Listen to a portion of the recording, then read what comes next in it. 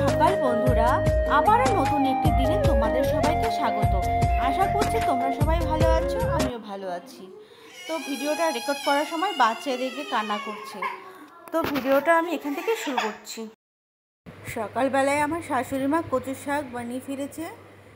তো ওনার তো শাক বলতে ওনার শাক না হলে তো চলেই না। তো শ্বশুরমশাই বাজার থেকে শাক নিয়ে এসছে, তো উনি বানিয়ে টানিয়ে ধুয়ে টুয়ে রেখে দিয়েছে, রান্না করবে।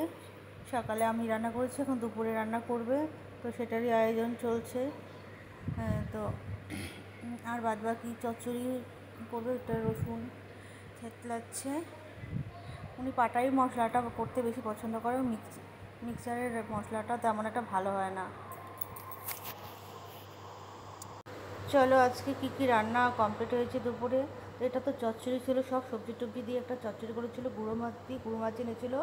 তো এটা তো কচু শাক, তো সকালে বানিয়ে ধুয়ে টুয়ে রেখেছিলো, ওটাই করেছে।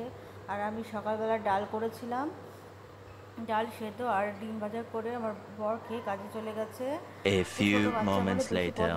বন্ধুরা দেখো আমার ছেলের ডান্স, দেখতে থাকো শেষ পর্যন্ত ওর ডান্স। আমি তো হাসতে হাসতে পেট ব্যথা করে ফেলেছি।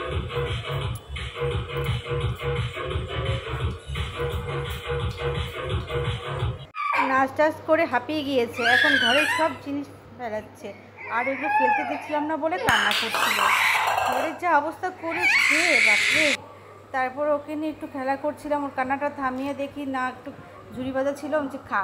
পরে ও খেতে খেতে হাসাহাসি করতেছিল, খেলতেছিলাম। এভাবে করে আমাদের সময়টা কাটে। আর কি করবো, ছোটো বাচ্চা কাজ করলেও সব নোংরা করে ফেলে। তো ভিডিওটা বেশি দূর করতে পারলাম না, এখানেই শেষ করছি বন্ধুরা, টাটা।